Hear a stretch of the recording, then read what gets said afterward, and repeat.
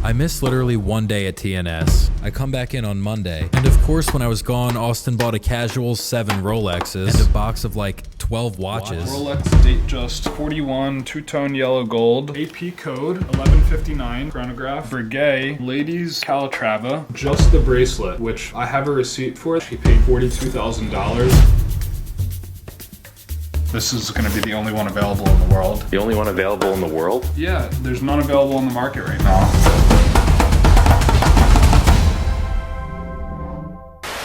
Are we live? We're live. All right, so I just grabbed one box of the new arrivals so far, and there's a bunch more, but we'll just go through them one by one. Starting off with something not that exciting, not that exciting, not that exciting.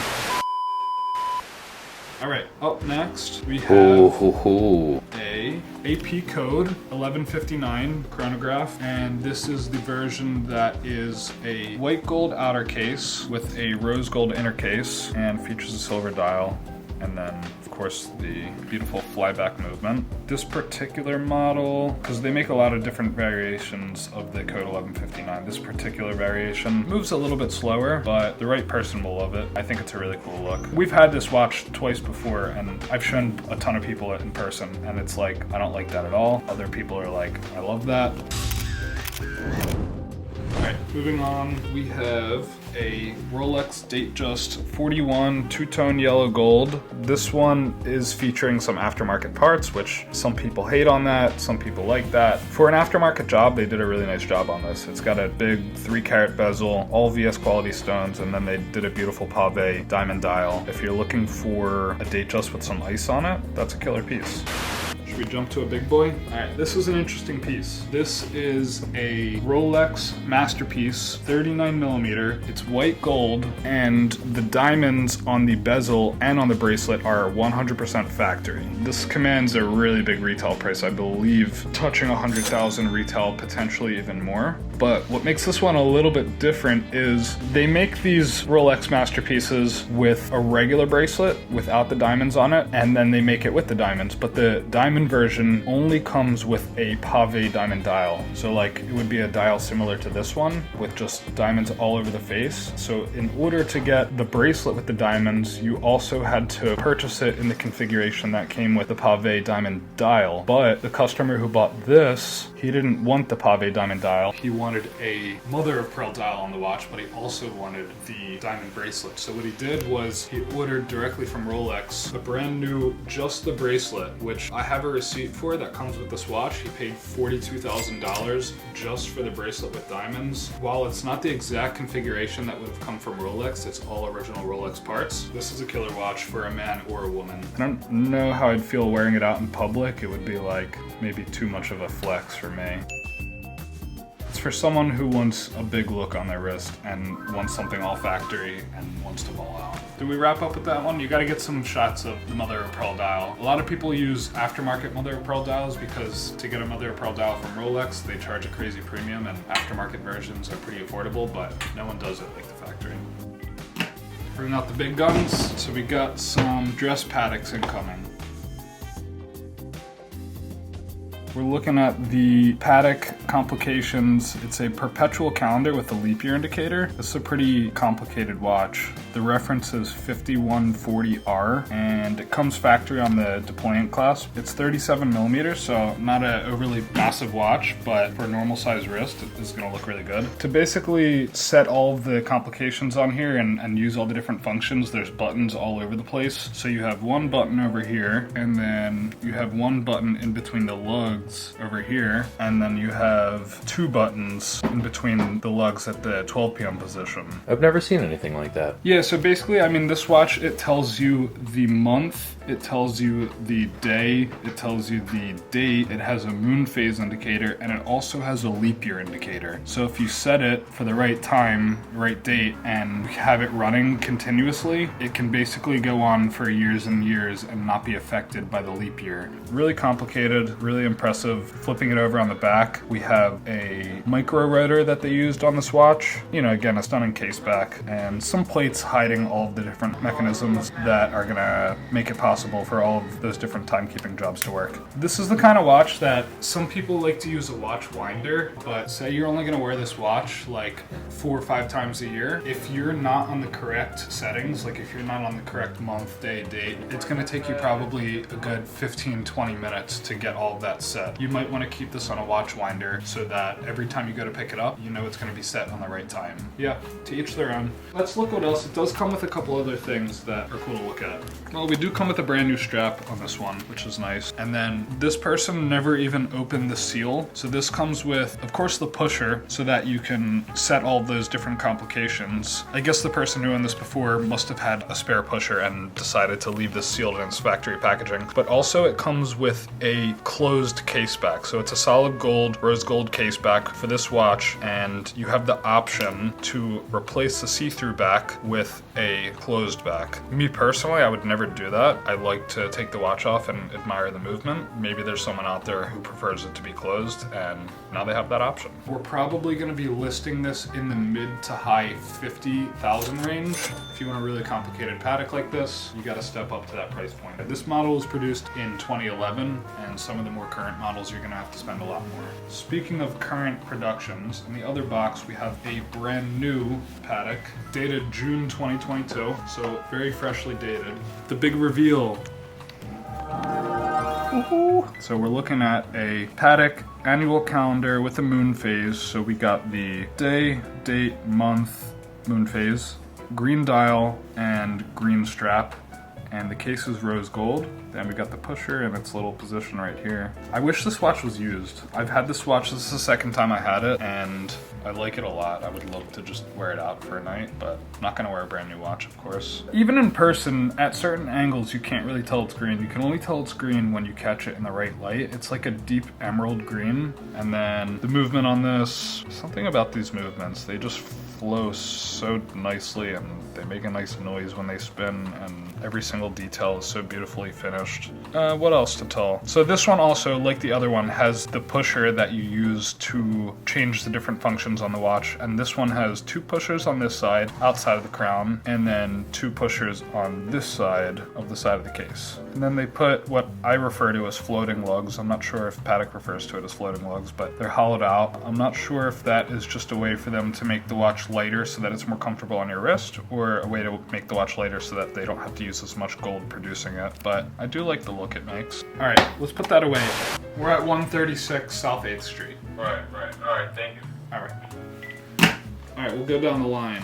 This, we're looking at really beautiful watch. Let me wipe down the crystal a little bit. So this is a Breguet. It's called the Classique, or Classic. What's really cool about this is it features a full enamel dial. So this is a watch that they used to make with like a guilloche dial, and then in 2017 they released it with a fully enamel dial. And what's even cooler about it is they were able to shape the enamel. So if you look at the sub dial down here, there's like a little slope downward, and it's all one single piece of enamel that they're able to accomplish that with. And then they use beautiful font on the numbers, and then there's some artwork like a fleur-de-lis and some other stuff around the rim of the dial as well. All right, so let's flip it over and check out the back. Yeah, it's a beautiful movement, and they put the rotor off center. We'd have to ask Paul what the technical advantage of doing that is. It's probably a way to make the watch even thinner, or maybe just something aesthetically pleasing that they like, but nonetheless, it's a really nice look. And then they did a guilloche finishing on the rotor. Really beautiful. And this piece is in white gold. The reference is 7147BB if you want to look it up and get some more details.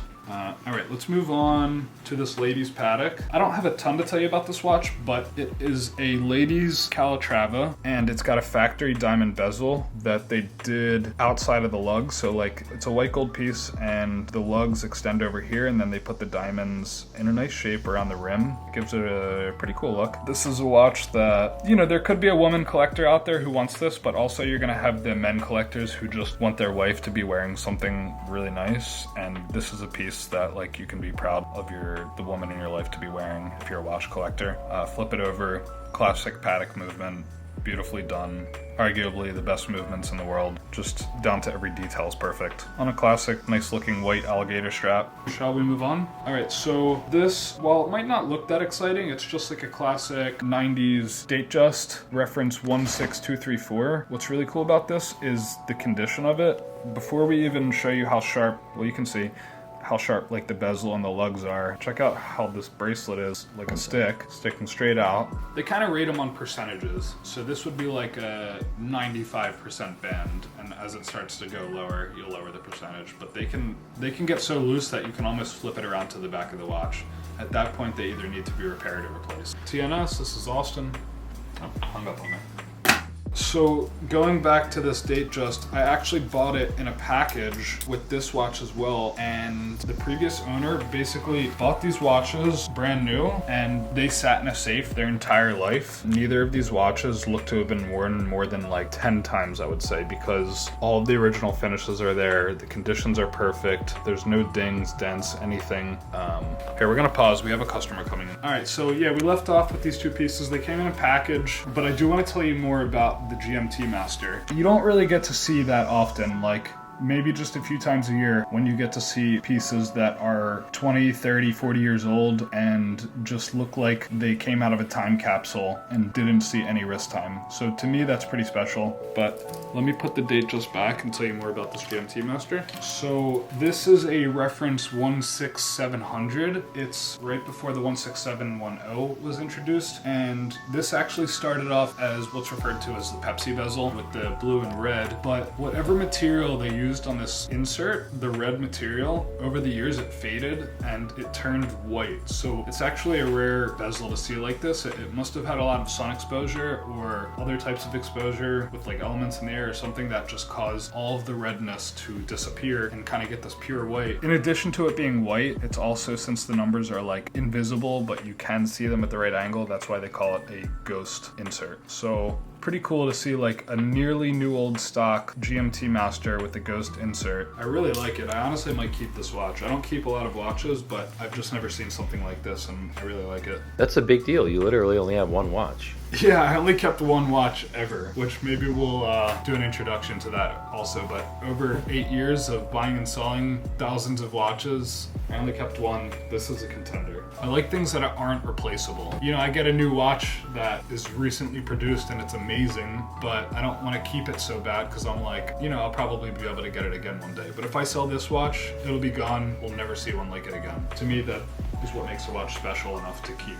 What do we have left here? All right, so we didn't go through this one yet. It's not a super common reference. It's not a particularly rare reference, but it's something you don't see very often. It's a Sea Dweller deep sea model from the 90s. The reference is 16660. They make the Sea Dweller, regular Sea Dweller, which is a 16600.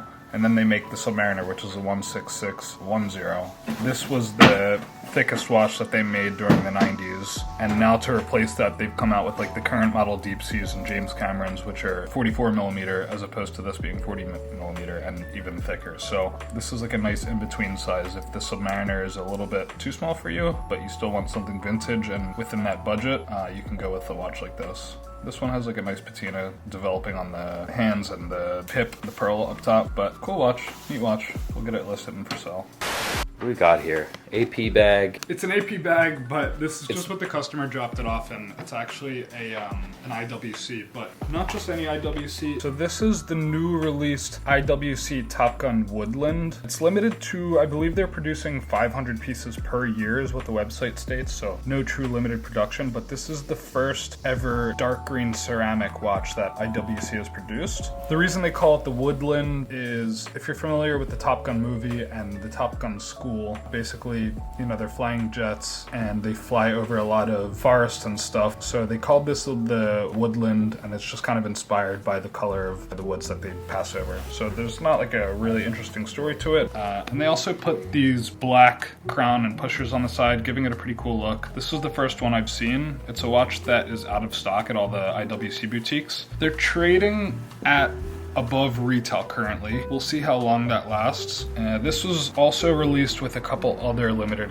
editions that they did, including the Lake Tahoe, which we had a little while back, which features an all-white case. I personally like that one more. All right, let's put that back.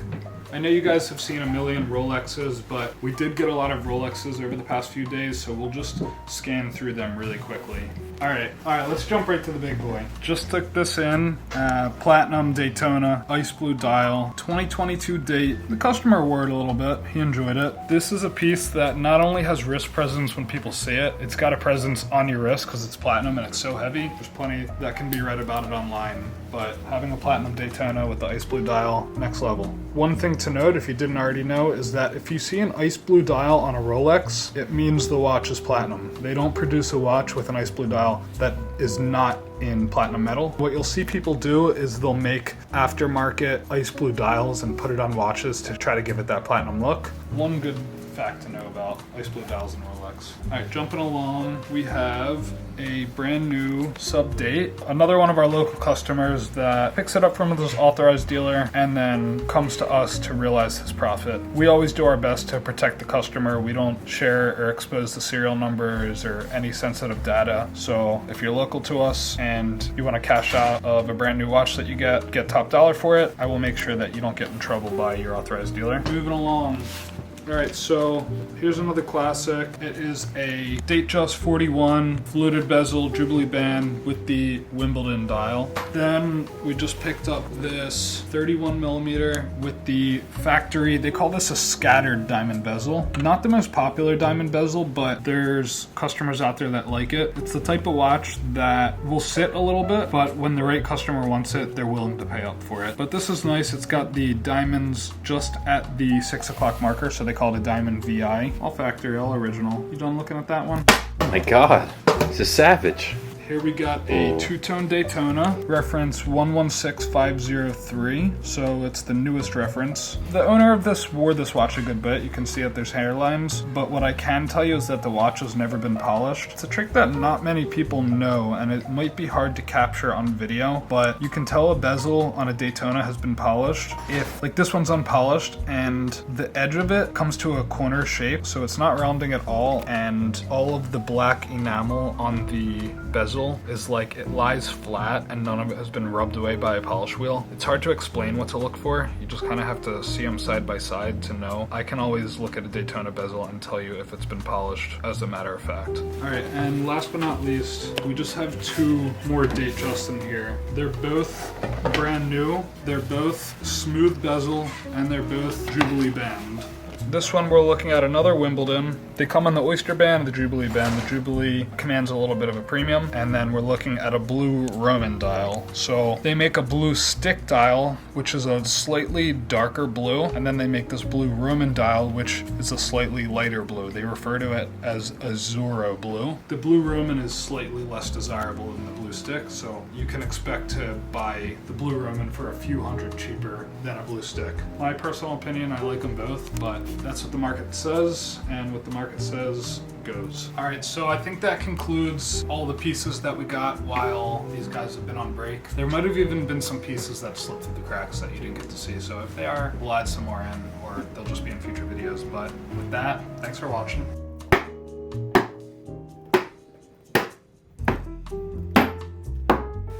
Peace.